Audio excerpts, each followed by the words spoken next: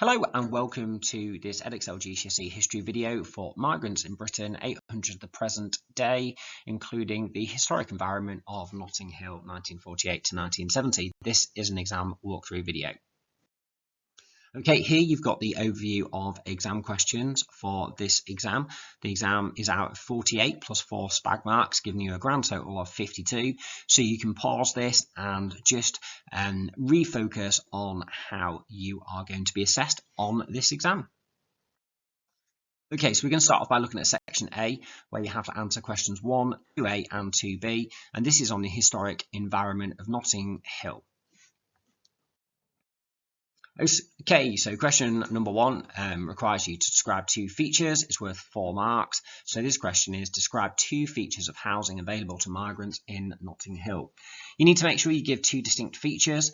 You get 1 mark for a correct feature and another mark for supporting historical evidence.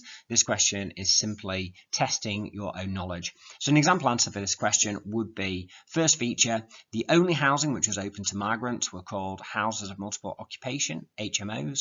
This was when landlords built up large properties and split them into many different bedsits. So you've got a couple of key features of knowledge there. So that would pick you up a couple of marks for your first feature. Second feature, a lot of the housing in Notting Hill that was available to migrants was of a poor standard and was overcrowded. Migrant tenants often were made to pay high rents and there was no protection from paying high rents. So top tips, write 2 sentences. The first one describes the feature, the second one gives additional supporting evidence. You don't particularly need to analyse the feature. This question is testing your own knowledge. Okay, question 2A. A is always focused on a specific inquiry where you're given 2 sources to answer the question. So the question here is going to be, how useful are sources A and B for an inquiry into the Caribbean Carnival 1959? Explain your answer using sources A and B and your knowledge of the historical context. So source A here is a photograph showing some of the participants in the Caribbean Carnival from January 1959. That's the provenance. The content is the actual photograph itself. So when you read the sources, be really clear on what the content and the provenance are. Source B is an article written by Donald Hines in 2008. Hines was born in Jamaica and came to London in 1955. In 1958, he was working as a journalist with Claudia Jones at a West Indian Gazette. Here he is recalling the decision to organise a Caribbean carnival. In 1958, Notting Hill exploded with racial hatred. The national newspaper said that what had taken place was an inevitable clash between white hooligans and black criminals. We realised that racism affected all of our society. In December 1958, Claudia Jones asked for suggestions about what we could do to get rid of the taste of the Notting Hill riots from our mouths. It was then that someone, most likely a Trinidadian, suggested that we should have a Caribbean carnival. But in winter, everybody laughed and then Claudia called for quiet. Why not, she asked. Could it be held in a hall somewhere? Yes, it could, and it was held in St Pancras Town Hall in January 1959. So again, you've got provenance at the top, content at the bottom. Really important to be clear on content and provenance. Okay, so when you're doing question 2A and looking at the usefulness, you need to be able to write about content, provenance, and knowledge. So think about how useful the content of the source is, pick out quotes from the source, make inferences about what would be useful for a historian looking into this inquiry. With the provenance, think about purpose, audience, how might this be useful, and avoid generalizations such as this source is biased, so it's not useful.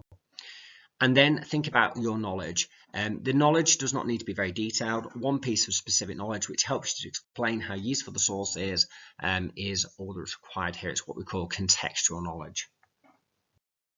So I'll have a look at an example answer for this question.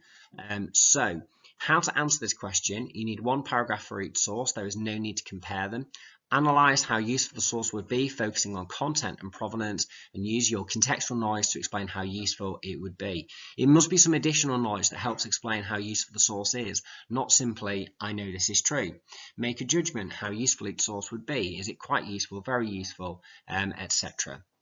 So here's an example answer. Source A is quite useful as it can be used as evidence to show that the carnival was in fact a celebration. This is because everyone seemed to be well dressed and enjoying themselves. A historian could also infer that the carnival was on a relatively small scale. The source is quite useful in terms of its provenance, as its purpose may have been to promote greater understanding of Caribbean people in London, and therefore intentionally shows the carnival as peaceful and happy. This is useful as it links in with my own knowledge. For example, the carnival was televised by the BBC. They used the event to publicise and portray positive aspects of Caribbean culture in the wake of the Notting Hill riots. So there you've got a really good answer for source A, focus on content, provenance and knowledge and linking it to how it's useful. We do the same thing for source B. So here's an example answer. Source B is useful as it provides evidence that there was a lot of anti-Caribbean feeling in Notting Hill at the time and members of the Caribbean community were keen to improve relations. It's useful as it depicts Claudia Jones as a key person for bringing about the carnival and responding to events. In terms of provenance, Hines is really useful. So he would have had inside knowledge of the mood at the time and why the decision to hold a carnival was taken. However, writing 50 years after the event, he may over-exaggerate the importance of the carnival in shaping the eventual Notting Hill carnival. From my knowledge, I know that Claudia Jones was an influential Trinidad-born activist, and in 1958 she founded the West Indian Gazette to develop a sense of community among Caribbean and Afro-Asian immigrants. So again, the answer focuses on content, provenance and knowledge, and is a really, really good answer. So those answers taken together would get you 8 out of 8. So question 2B is, how could you follow up source B to find out more about the Caribbean Carnival 1959? In your answer, you must give the question you would ask and the type of source you could use. Complete the table below. Now, the starting point for this question is to think about the detail in the source you want to follow up. Pick something that a historian could base an inquiry around, could find out more. Once you've done this successfully, the rest of the answer will flow. So the source to look at is source B. We're going to look at an example answer here now. So in the actual exam, we'll give you 4 kind of key points to look at, and basically you're going to get 1 mark for each aspect of the question. So how to answer the question: include a detail from source A to follow up. It could be a quotation or reference to a key aspect of a picture. What's the question you would ask? It must be a historical question. What type of source you would use, and how would this help answer the question?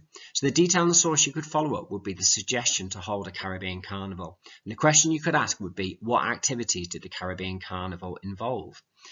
What type of source you could use? I would look at a copy of the BBC broadcast made of the Caribbean Carnival from 1959. So remember, the source has got to be specific, and it's got to be a source. So it can't be, say, a history book or using the internet or something like that.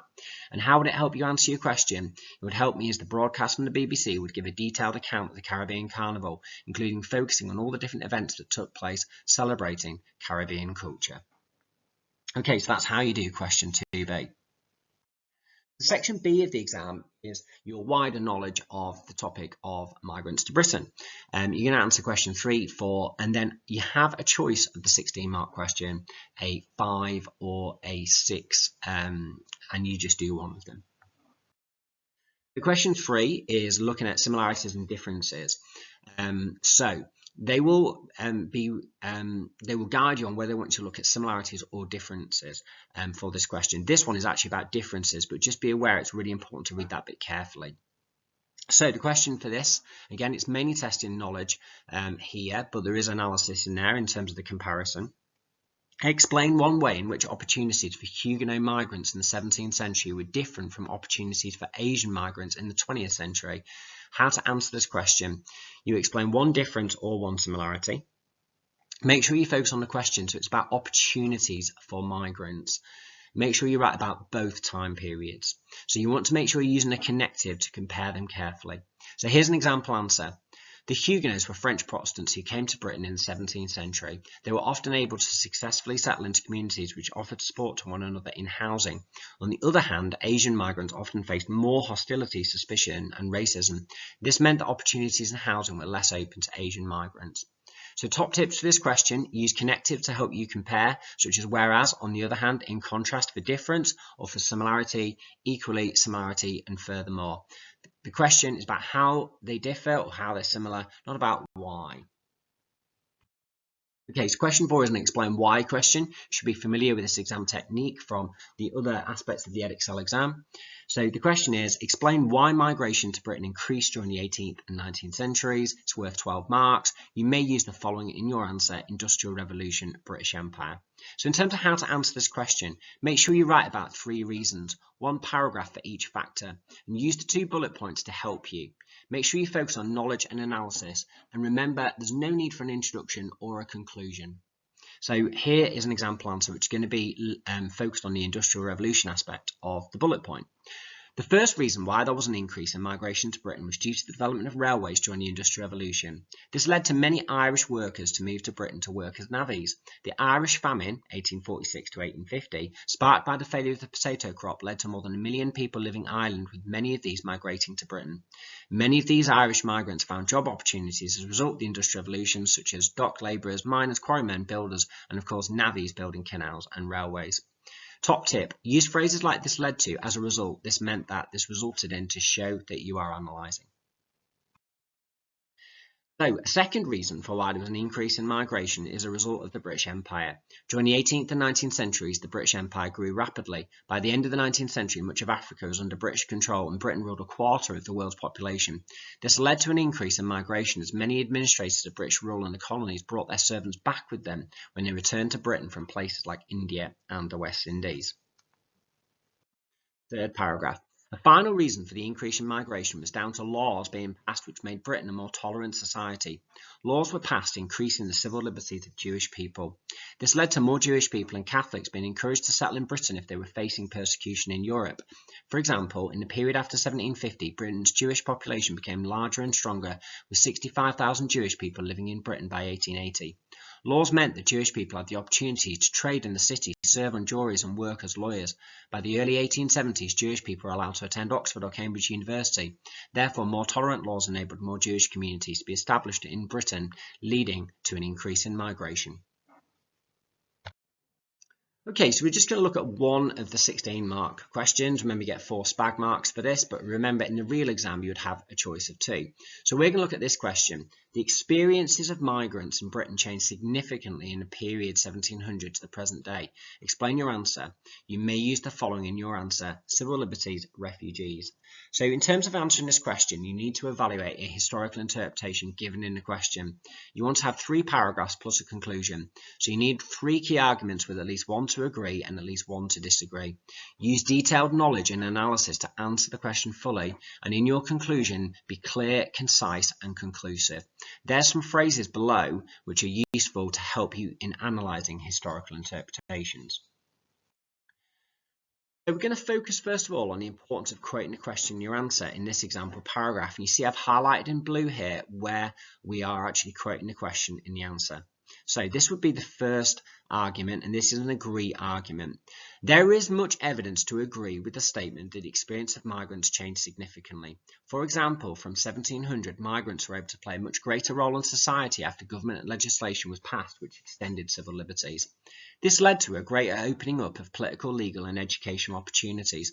For example, there was an increase in migration from Western Europe. Communities from Italy and Germany were welcomed into Britain. Part of Manchester, called Ancoats, became known as Little Italy, while many successful German bakeries were set up, creating the so-called English breakfast. In addition, Johann Ellermann was a migrant from Hamburg who set up a successful shipping firm, whilst Paul Reuter created a leading news agency called Reuters News Agency. This shows that there was a significant change in the experience of migrants, in that migrants played a much greater and important role in British society than before. Okay, our second paragraph, we're going to go for another agree point, and this time we're looking at how we can use historical language using phrases like led to, this shows that, and the fact that, to really help you get your analysis in. So let's have a look at this example paragraph. In addition, there was more support and sympathy for migrants during this time period and much less hostility. For example, in 1939, there was support for the Kindertransport to bring Jewish children to Britain from Nazi Germany. This led to 10,000 Jewish child refugees from Austria and Germany being brought to Britain after the British government was persuaded to lift all visa and passport restrictions to allow entry for Jews under 17. In addition, after the Second World War, the British passed the Nationality Act, which said all citizens of the Commonwealth had full rights to hold passport and enter Britain. This shows that the government was changing its stance to encourage migration. In addition, the government passed the Race Relations Act of 1968 to tackle discrimination faced by migrants in housing, employment, and public services. The fact that the government was taking action to support migration to Britain and make racism illegal was a hugely significant change from before. Okay, in this third paragraph, we're going to focus on the importance of using lots of specific knowledge to help your essay be more convincing. Highlighted here is all the specific knowledge being shown. So we're going to go for a disagree argument here. You have to have a degree of balance in your answer. So you need to make sure you've got at least one agree and one disagree, so you've got a balanced answer. On the other hand, there were lots of examples of the continued resentment, ill treatment and hostility towards migrants during this time period. Many groups of migrants faced this throughout the period. For example, Irish migrants during the mid-19th century faced discrimination based on reports of rowdy behaviour.